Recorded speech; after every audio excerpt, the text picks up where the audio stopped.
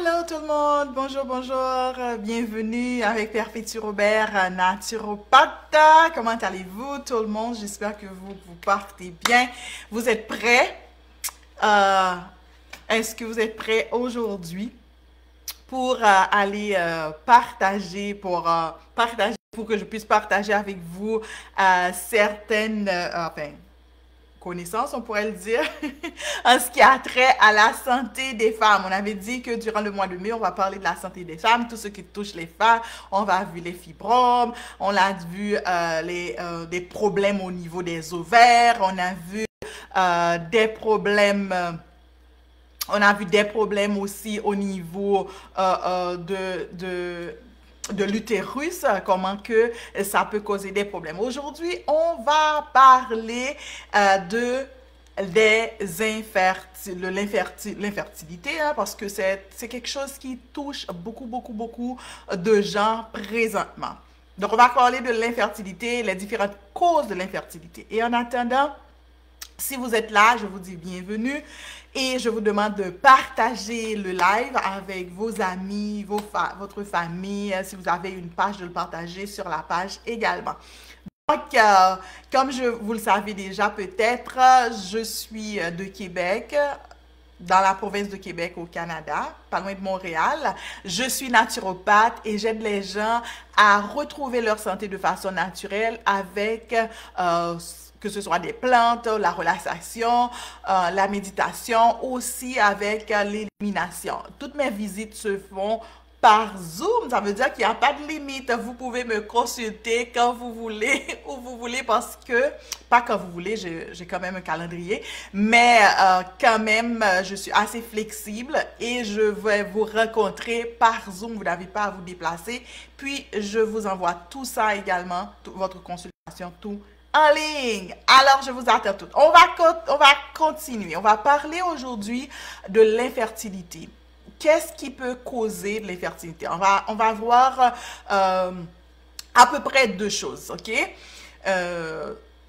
Qui peut causer? On va voir du côté de la femme et aussi du côté de l'homme. Parce que des fois, le couple a des problèmes d'infertilité. On ne sait pas vraiment. Est-ce que des fois, on sait que c'est la femme, mais des fois, on n'est pas sûr. Donc, je vais vous orienter un petit peu sur cela. Si vous m'entendez, est-ce que vous êtes capable de m'entendre bien? Dis-moi, fais-moi un petit coucou, un petit like afin que je puisse savoir que tout va correctement. OK? Je vais juste vérifier un petit peu si c'est là. Oui, c'est parfait. Je fais toujours cette vérification.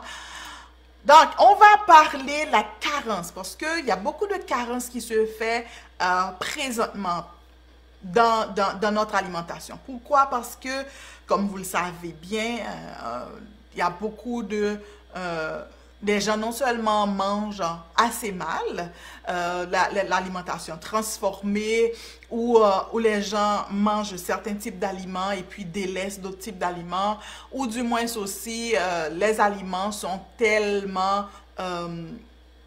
sont grandis dans des plants, dans des terres qui sont, on pourrait dire, est-ce qu'on pourrait dire infertiles?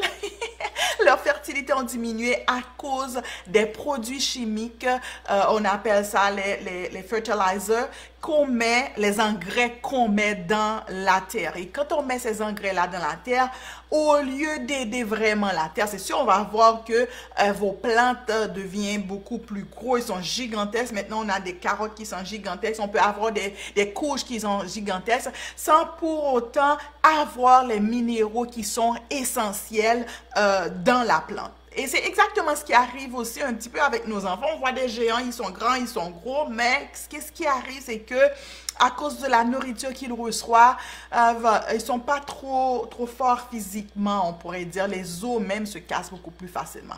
Donc, j'essaie toujours de faire une comparaison entre la nature et puis l'humain. Vous allez voir, je fais toujours ces comparaisons-là.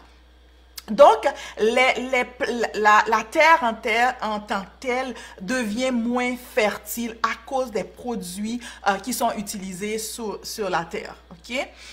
Donc, ce qui fait en sorte aussi qu'on a des carences en vitamines aussi et en oligo-éléments. Et chez les gens qui sont infertiles, on voit que il y a une carence de vitamine A, vitamine E et vitamine D qui sont très fréquentes dans leur corps, ok? Pourquoi?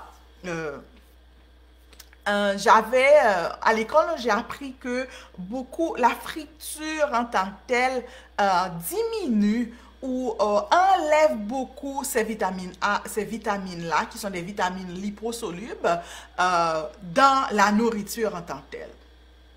Donc, quelqu'un qui a une alimentation très forte en friture a beaucoup de chances d'avoir une carence dans ces vitamines-là. Et ensuite, si vous voulez devenir enceinte, il y a beaucoup de gens qui prennent aussi des vitamines prénatales. Pensez-y plusieurs fois. Parce que beaucoup de ces vitamines chimiques-là contiennent du pétrole et contiennent des produits chimiques. Donc, vérifiez que la source de ces vitamines-là que vous preniez, ce sont des vitamines qui sont à base de plantes ou qui est fait considérablement de plantes. OK? Donc, on a dit des carences en vitamine A, vitamine E et vitamine D. Pour la vitamine D, on va parler aussi du soleil, d'un manque de soleil. Et c'est la première source où on peut dire même c'est la meilleure source de vitamine D qui existe, c'est le soleil. Okay? Mais ce qui arrive, beaucoup de gens passent des produits ou des crèmes pour se protéger contre le soleil. Et ces crèmes-là et ces lotions-là, malheureusement, qu'est-ce qui arrive? Ça bloque les rayons ultraviolets qui sont les rayons A. Effectivement, ce sont les rayons qui sont les plus chaudes. Donc, ces crèmes-là bloquent ces rayons-là et qui fait en sorte que le corps n'absorbe pas suffisamment de vitamine D. Par exemple, je vais vous dire, il y a des lotions également. Les gens mettent beaucoup de lotions éclaircissantes sur la peau si vous êtes noir, ce qui fait en sorte que la personne devient très, très, très sensible aux rayons solaires et diminue considérablement son exposition au soleil, qui fait en sorte que la personne va avoir des carences en vitamine D. Et j'ai appris aussi en naturopathie avec une naturopathe assez très célèbre qui a 94 ans. Elle est complètement crue, ça veut dire qu'elle mange des aliments que crus. Et elle nous a fait voir que le soleil en tant que tel n'a pas de problème parce que Dieu, le créateur de l'univers, n'a rien créé dans ce monde pour attaquer les humains ou du moins pour détruire ce qu'il y a sur la terre. Si on fait une mauvaise utilisation de ce produit-là, donc c'est à nous le problème, mais ce n'est pas le produit en tant que tel, c'est pas ce qu'il a créé en tant que tel qui donne un problème. Ce qui arrive avec l'alimentation qui est très nocif, qui est très toxique, il y a beaucoup d'acides qui se forment au niveau de la peau. Il y a beaucoup de toxines qui se font au niveau de la peau. Donc, qu'est-ce qui arrive? Quand le soleil frappe sur la peau, donc le soleil est en train de frapper sur ces acides-là qui sont sur la peau. Donc, et ces acides-là font en sorte que ça brûle. Mais ce n'est pas le soleil en tant que tel qui brûle, mais c'est la réaction du soleil avec les produits toxines qui sont sur le corps. Bien entendu, je n'ai pas fait des recherches assez poussées pour voir ce qu'elle a dit. C'était vérifié, mais je fais confiance à la science qu'elle a utilisée. Ça fait plus de 50 ans et elle a 94 ans et je veux vous dire que la dame est assez elle est vivante, elle est très énergétique. Donc j'imagine qu'elle a une certaine sagesse dans ce qu'elle fait et je la rejoins un peu parce que est-ce que notre Père pourrait créer quelque chose qui est nocif à nous, quelque chose qui peut nous détruire? Je pense que non. Donc une carence en vitamine D peut effectivement avoir une cause sur votre infertilité. Et aussi, on parle de vitamine E. Je vous ai dit que les aliments qui sont hautement, fruits diminue l'absorption de la vitamine A, vitamine E et vitamine D de ces aliments-là. Ce qui arrive avec aussi les aliments qui sont hautement transformés, donc il n'y a pas beaucoup de ces vitamines-là qui restent. Et s'il y a des vitamines, ce sont majoritairement des vitamines qui sont ajoutées. C'est pour ça qu'on va voir, par exemple, dans notre farine, c'est écrit enrichi. C'est enrichi pourquoi? Parce que tout ce qui était bon, tout ce qui était au niveau de la plante en tant que telle, si on prend par exemple le blé, ça a été enlevé et est remplacé par d'autres produits que le corps ne connaît pas très bien. Okay? Ou que le corps ne reconnaisse pas suffisamment parce que c'est quelque chose d'inorganique. Et la vitamine E, on les trouve majoritairement dans les noix. On les appelle les oléagineux, ça veut dire ça donne des gras, du gras. Tu vas prendre le noix de cajou, le noix de Grenoble, on va prendre le noix du Brésil. C'est des noix, ils sont riches, très riches en gras. C'est pour ça qu'ils donnent du gras.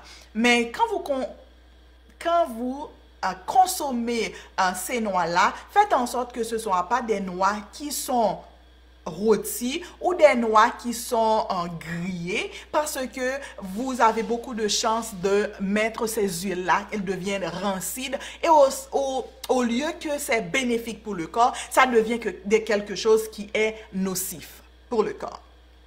Okay? Et la vitamine les gens qui sont carencés en vitamine A aussi. Et la vitamine A se trouve dans l'huile d'olive d'extraction froide, on va dire vierge, extra vierge, ok? Mais même avec ces huiles-là, il faut faire très très attention. Moi, je suis beaucoup plus du genre, on consomme les olives ou les huiles, de l'utiliser de façon modérée parce que souvent on ne sait pas exactement comment est-ce que c'est fait l'extraction de ces huiles-là.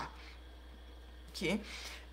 Oui. Donc, vitamine A, E, D. On peut prendre aussi on peut aller chercher des suppléments aussi pour des gens qui ne sont pas végétaliennes, l'huile foie de morue. Et pour ceux qui sont végétaliennes, on peut utiliser l'huile de germe de blé, okay, qui est riche, qui est très bon. Et aussi, il y a une carence au niveau des oligo-éléments. Okay? Certains oligo-éléments, plus particulièrement le zinc et l'iode. Et le zinc, on peut les trouver dans des aliments comme des huîtres si vous en consommez. L'iode aussi. Ce qui arrive, c'est que d'après ce que j'ai lu, j'ai pu comprendre aussi. Autrefois, quand on faisait le pain, on ajoutait de l'iode pour aider le pain à se lever.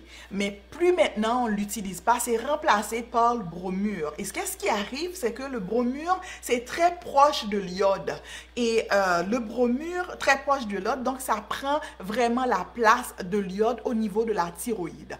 Qui fait en sorte qu'on voit que beaucoup de gens présentement ont des problèmes de thyroïde. Ça se peut que beaucoup sont hypothyroïdiennes, donc ça veut dire qu'il y a une carence en iode, ou des gens qui sont hyperthyroïdies aussi. Donc, des substances comme le chlore, l'eau chlorée qu'on boit, c'est quelque chose.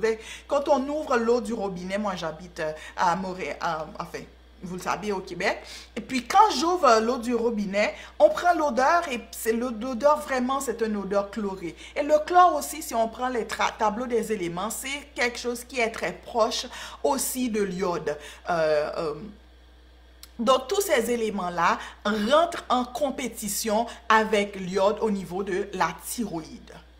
Donc, ce qui fait en sorte que beaucoup de gens ont des carences en iode et maintenant, on voit même des bébés qui sont sur un médicament appelé la synthroïde qui aide au niveau de la glande thyroïde. Donc, ça veut dire déjà le bébé naît avec un problème de la thyroïde. C'est c'est bien malheureux. Okay? Et de ces éléments-là, quand on est carencé, ça donne des problèmes dans le corps parce que ces oligo-éléments-là activent les enzymes.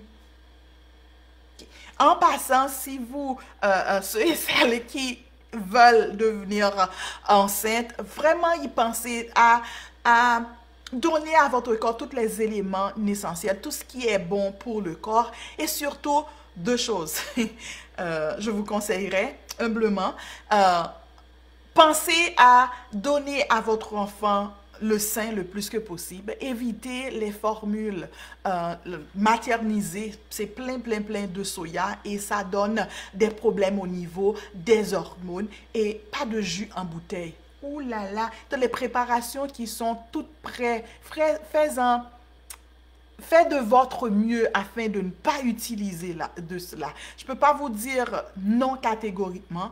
En fait, pour moi, ce serait un non, un gros N-O-N, non, parce que c'est pas bon vraiment pour la santé, mais utilisé dans des cas extrêmes. Est-ce qu'il y en a parmi vous qui ont déjà enfanté ou qui pensent à enfanter? Qu'est-ce que vous avez fait? Qu'est-ce que vous pensez à faire aussi? Partagez avec moi dans la section des commentaires. Hein? Est-ce que moi, quand j'ai eu mes enfants, c'est sûr que c'est pas la même chose pour tout le monde. J'ai eu la chance d'être majoritairement à la maison. J'ai donné le sein assez long, hein, 18, 24 et presque 36 mois. Oui, très long. Et quand c'était le moment de passer au petit pot, je leur donnais... j'ai eu la chance, hein, d'aller au centre diététique de Montréal et ils m'avaient beaucoup, ces femmes-là m'avaient beaucoup encouragé et m'ont fait voir la différence qui existait entre les petits pots et les choses faites maison. Donc, mes petits pots, je les faisais maison, je prenais la nourriture, la banane, je l'écrasais et dans certaines fois, je les préparais, je les mettais au congélateur pour eux. Donc les enfants avaient vraiment beaucoup de fruits frais. Oui, Doris, presque, enfin, c'était pas 3 ans, oui, il allait avoir 3 ans quand je donnais. Tu sais quoi? Donc, je me suis dit que si j'allais avoir un autre enfant, je pense que ça allait être un peu plus long que 3 mois. Que 3 ans. Ça va être un peu plus long parce que c'est quelque chose que j'aime beaucoup et je vois l'importance. Mes enfants n'ont jamais eu d'allergie, ils n'ont jamais eu d'otite, ils n'ont jamais eu de grippe, de rhume, de fièvre, n'ont jamais eu de diarrhée et enfin. Donc, c'est une bénédiction. Oui. Ensuite, l'autre cause que j'allais parler, c'est les problèmes que des hommes... C'est quoi WPY, Doris? Why? Oui. Et c'était des garçons et ça t'était beaucoup. Mais ce que je m'étais promis, c'est que... j'avais enlevé mon premier à 18 mois et c'était terrible. C'était difficile de l'enlever des seins. Il pleurait, il ne comprenait pas parce que j'étais enceinte. On m'avait dit quand on est enceinte, il faut vraiment ne pas allaiter l'enfant. Donc, à cette heure-là, je sais que ce n'est pas vraiment un problème, que le lait va changer automatiquement pour le bébé d'après. Donc, ce ne serait pas un problème d'allaiter les deux en même temps. Et il avait trop pleuré, il avait trop souffert. Ok. Il avait trop pleuré, il avait trop souffert. C'est pour ça que je m'étais promis que je ne vais pas les enlever, pas avant qu'ils comprennent. Donc, le deuxième, c'était 24 mois. Je revenais du travail, il m'a dit, assis mamie, assis. Et il a quasiment m'emmené sur le sofa, il a pris son oreiller pour me mettre dans mon dos et pour s'asseoir et puis il a pris le sein. Je dis, ah là, toi maintenant tu es trop âgé, tu es trop grand, c'est l'heure de t'enlever. Et puis là je lui ai dit, sein, bébé, toi tu es un grand garçon. Puis là il avait compris, à chaque fois qu'il avait envie de prendre le sein, il me touchait le sein, il dit, maman, bébé, pour bébé? Je dis, oui, pour bébé, 3 grands garçons. Ok. Et le dernier, je l'ai gardé tard, à peu près 3 ans, parce que j'étais à l'école des soins infirmiers en même temps. Puis là, je revenais le soir, c'était le soir, j'étais capable de le donner le sein. Quasiment des fois, après mes stages, je le réveillais et puis je le mettais au sein. Donc, c'était un moment de réconfort pour lui et moi. Et tu sais quoi, là? mon grand bébé qui a 13 ans, il veut pas quitter le lit. Il veut encore dormir avec nous. Bon, et il a 13 ans.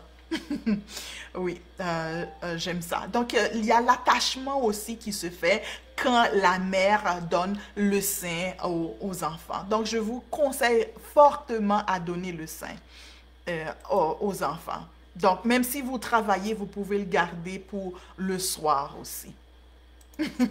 Aïe, aïe, aïe. Donc, comme vous le savez, je vous l'ai dit, moi, quand je donne le sein, je me sens bien parce que pour être content, pour être heureuse, je dois toujours me le rappeler de l'être. Et les moments où je donne le sein, je savais que mon corps sécrétait la dopamine et c'était des moments, c'était des moments spéciaux pour moi, pour que je me sentais bien, je me sentais heureuse, je me sentais accomplie. Donc, c'est pour ça que c'est une des raisons. C'était non seulement pour le bébé, mais aussi pour moi. Bon, le live va être long. Je vous raconte plein de choses sur moi. Oui, ok. Donc, aussi, il y a un problème flagrant aussi des femmes, c'est le problème de... Oh, ok, bravo Christina. Il y a aussi un problème de spermatozoïdes très flagrant chez les hommes. J'ai choisi de le parler ici parce que non seulement qu'on est mère, si je vous en supplie, partagez avec les femmes aussi. Quand on est mère, on nourrit des hommes et aussi quand on est marié, il se peut qu'on doit prêter attention aussi à la nourriture que nous donnons aux hommes aussi, s'ils veulent, hein, parce que les hommes, c'est pas facile de les aider ou de les convaincre même à adopter une alimentation saine et vivante. C'est assez difficile. Donc, on a vu que la quantité de sperme chez les hommes diminue considérablement. Considérablement. Ils sont passés de 1973 à 2011, ça a diminué de 60%. 2011, 60%. Là, on est en 2021. Je ne sais pas jusqu'à combien que leur sperme, la quantité de sperme viable ont diminué. C'est terrible. On s'en va, on se demande même si on s'en va pas à une dépopularisation. Et je rencontre beaucoup d'hommes qui ont des problèmes de sperme. Donc, ce qui arrive, la première chose, c'est les phtalates, ils ont dit. Les phtalates, ils viennent majoritairement des contenants en plastique, des choses en plastique, et qui sont vraiment, qui agissent sur les spermes. Il y a une sorte de conversion qui se fait quand ça arrive dans le corps. Premièrement, regarde ce qui arrive. On donne nos bébés dans des choses en plastique. Pas vrai? Des biberons en plastique. On donne à nos bébés des suçons en plastique. Oui, partagez avec vos amis. Des suçons en plastique, on les met... Ça calme l'enfant et l'enfant est en train de sucer sur des choses qui sont en plastique. Nos contenants qu'on met la nourriture en plastique, beaucoup, et on va les réchauffer. Surtout quand le plastique est surchauffé, on met la nourriture qui est chaude, on le met dans le plastique, ou on prend le bol en plastique, on le met dans le four à micro-ondes, et quand ce qui arrive, on mange des morceaux de plastique. Moi, chez moi, j'ai enlevé le four à micro-ondes. Mes garçons, est-ce qu'ils sont contents? Non. Pourquoi? Parce que c'est rapide. Hein? On vit dans un monde où on veut tout rapide. On le met justement au four à micro-ondes et la nourriture est surchauffée, c'est rapidement. Donc, ils trouvent ça difficile d'aller sur le four, prendre la poêle et mettre la poêle sur le four pour réchauffer la nourriture. Mais que veux-tu? J'essaie de faire le mieux de mon possible en tant que mère. Okay? Donc, toutes ces choses en plastique-là vont aller diminuer la quantité de sperme de nos hommes. L'œstrogène, des œstrogènes à profusion. On a vu que nos animaux on leur donne beaucoup d'œstrogènes parce qu'ils grandissent vite. On a vu aussi que beaucoup des colorants sont de source œstrogénique parce que ça ressemble beaucoup à l'hormone œstrogénique. On a vu des antiperspirants, on a vu des colorants sur des habits. En fait, c'est tout. Beaucoup de choses œstrogéniques. Il y a des aliments aussi, il y a des plantes qui sont beaucoup plus œstrogéniques aussi. En outre, les graines de lin qui sont très œstrogéniques. Donc, plus qu'on a de l'œstrogène, plus ça diminue le testostérone et plus ça va agir sur la quantité de sperme qu'il y a. Et il y a un phénomène qui se fait aussi, qui est entre parenthèses. Oui, c'est vrai, tu as raison, Christina. C'est juste une parenthèse. Nos jeux vidéo, nos hommes, ils font moins d'exercices sportifs. Vous allez voir que les petits garçons en tant que tels, qu'est-ce qu'ils aiment? Puncher, karaté, le sport. C'est pour ça qu'ils aiment le basket, qu'ils aiment les sports de contact. C'est des petits hommes. En faisant ces sports de contact-là, qu'est-ce qui arrive? Le corps sécrète le testostérone. Il se sent bien. Tu comprends? Mais avec tout ce qui se fait, on est constamment assis et malheureusement aussi, dans le monde, on veut des petits garçons qui s'assoient beaucoup, que ça ne dérange pas. On les veut vraiment très, très calmes. Donc, qui empêche que ces petits garçons-là développent ce qu'on appelle cette hormone-là? Et cette hormone-là sont tellement excellents ces hormones-là sont tellement excellents pour nos garçons parce que ça les aide, ça les protège aussi contre la dépression. Ça les fait sentir cette masculinité, hein, cette virilité. Je ne vais pas dire seulement virilité, mais le petit garçon, quand il a fini de se battre, il est énervé, il frappe, il se sent bien. Okay? Les sports de contact sont très importants. Et ça a remplacé complètement les jeux. Je n'ai pas dit que je suis à 100% contre ces jeux-là, mais un nombre de temps assez élevé fait en sorte que le petit garçon, au niveau du cerveau, pense qu'il est en train de jouer le basket, pense qu'il est en train de faire le soccer, pense qu'il est en train de faire ces jeux-là, alors que c'est virtuel. Ce n'est pas réel. Donc, ça diminue aussi les testostérones. OK. Ensuite, on a un problème de résistance à l'insuline qui est très élevé aussi chez nos hommes. Pourquoi? À cause de l'alimentation. Plus l'alimentation est transformée, plus qu'il y a de la malbouffe, plus qu'il y a le taux de sucre va augmenter, que ça va faire, ça va diminuer la quantité de production de testostérone qui va éventuellement agir sur les spermes. Ensuite, on a les aliments qui sont génétiquement modifiés. On a vu hier que ces aliments-là, on spray le glyphosate sur eux. Et qu'est-ce qui arrive de ce glyphosate-là? Il y a une certaine processus, il y a une façon qui se fait dans le corps qui fait en sorte que ces aliments-là vont affecter la quantité de sperme, le cholestérol. Et hier, j'étais un peu découragée, pas découragée, en faisant mes recherches, j'ai vu les mini poivrons que j'aime beaucoup, c'était des aliments génétiquement transformés. Oh, on est bombardé. Et on est bombardé. En fait, les aliments si vous allez voir les aliments que vous achetez, quand ça commence par 8, ça veut dire que c'est transformé génétiquement. OK? Quand ça commence avec... quand ça a 4 chiffres, ça veut dire que c'est grandi conventionnellement des pesticides ont utilisés, mais ce n'est pas génétiquement transformé. Quand ça contient le 5 chiffres, ça commence avec le chiffre 9, ça veut dire que c'est organique.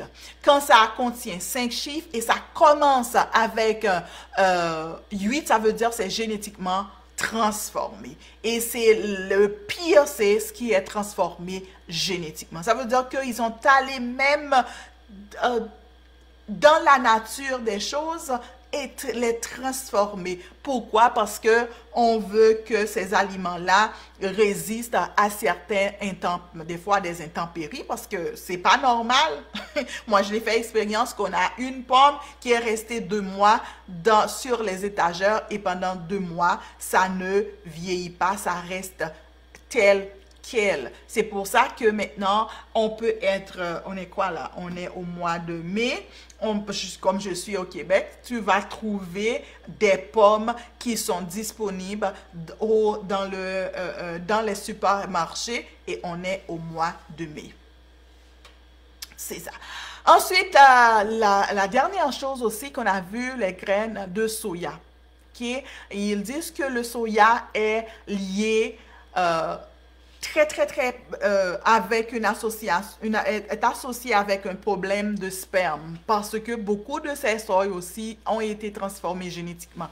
Et imagine, le lait maternisé qu'on donne à nos petits-enfants, c'est fait majoritairement de soya. Va regarder, vous allez voir, le soja est là-dedans. Des gens qui sont végétaliennes vont beaucoup remplacer leur viande par des choses de soya. Donc, il faut faire très attention. Comme je vous le dis, ce sont des recherches que j'ai faites, je partageais avec vous. C'est en aucun cas pour diagnostiquer, c'est en aucun cas pour guérir non plus. Si vous avez besoin de plus d'informations, vous pouvez, ou vous avez des problèmes, vous pouvez aller chez votre médecin ou vous pouvez me contacter également pour une consultation en naturopathique. Et en passant, vous n'avez pas besoin d'être malade pour consulter un naturopathe, car juste des fois, il y a des gens qui viennent me trouver pour savoir exactement comment prévenir, parce que prévenir est mieux que guérir dans beaucoup de cas. OK? Donc, c'était tout pour aujourd'hui. Si vous avez des questions, n'hésitez pas à le mettre dans la section des commentaires ou vous pouvez me contacter sur perpetu.robert@gmail.com ou juste m'envoyer un message sur Facebook ou sur Instagram. C'était tout pour aujourd'hui. Perpetu Robert, naturopathe, et merci de partager le live et merci à ceux et celles qui ont participé. Bye Christina, bye Peggy, et bye à tous ceux et celles qui ne sont pas mentionnés. J'espère que la prochaine fois, vous allez mettre votre nom dans la section des commentaires. Ok, bye.